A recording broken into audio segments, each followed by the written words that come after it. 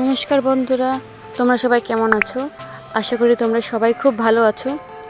অনেকদিন ধরে ভাবছিলাম আমি মতিচুরের লাড্ডু বানাবো, তো আজকে বানিয়ে ফেললাম। দেখো কীভাবে বানাচ্ছি। প্রথমে 3 বাটি বেসন নিয়ে নিলাম,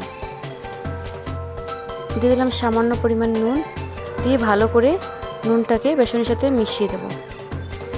এরপর জল দিয়ে বেসনটাকে মেখে নেব। সুন্দর একটা ব্যাটার বানিয়ে নেবে। তারপর উনান জ্বালিয়ে কড়াই বসিয়ে দিয়ে দেব সাদা তেল। তেল গরম হয়ে গেলে বেসনগুলো অল্প অল্প করে দিয়ে ভেজে নেব।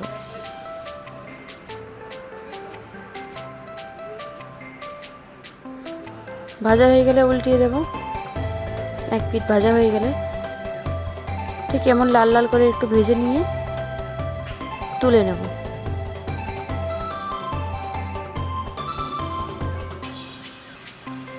দু পিঠই ভালো করে ভেজে নেবে। ভাজা হয়ে গেলে তুলে নেব। এবার এটাকে আমি ঠান্ডা করে নেব। তার মধ্যে আমি একটু মিষ্টির জল বানিয়ে নেব।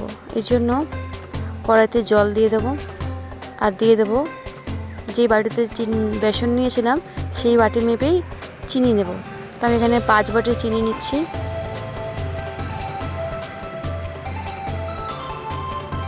এবার আমি বেসনগুলোকে ভেঙে নেব। ঠান্ডা হয়ে গেছে, দেখো এগুলোকে ভেঙে মিক্সচারে গুঁড়ো করে নেব।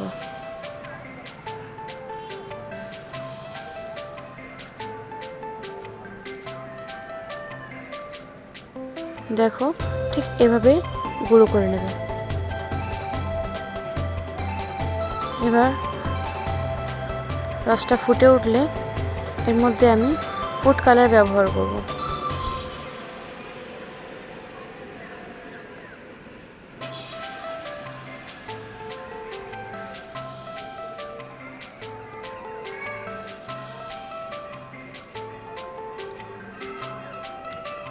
দিয়ে আরও কিছুক্ষণ জাল করে নেব।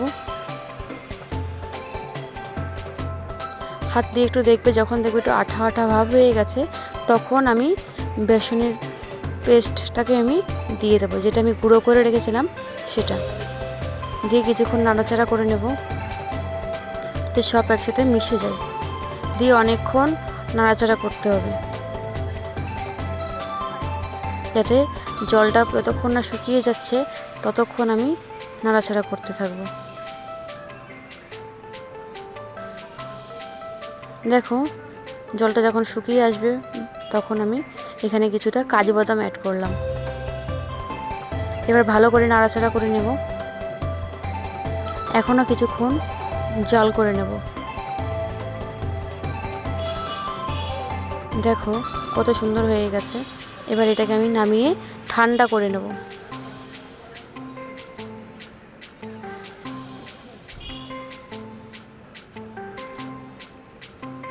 এবার এর মধ্যে আমি হালকা ঘি দিয়ে হাতে একটু ঘি মাখিয়ে নেব, যাতে লাড্ডুটা হাতে লেগে না যায়।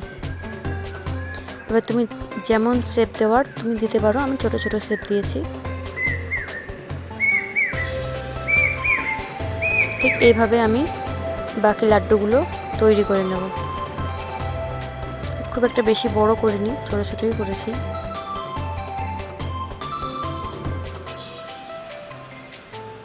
আমার হাতে লাড্ডুটা লেগে যাচ্ছে না, কারণ আমি হাতে ভালো করে ঘি মাখিয়ে নিয়েছি।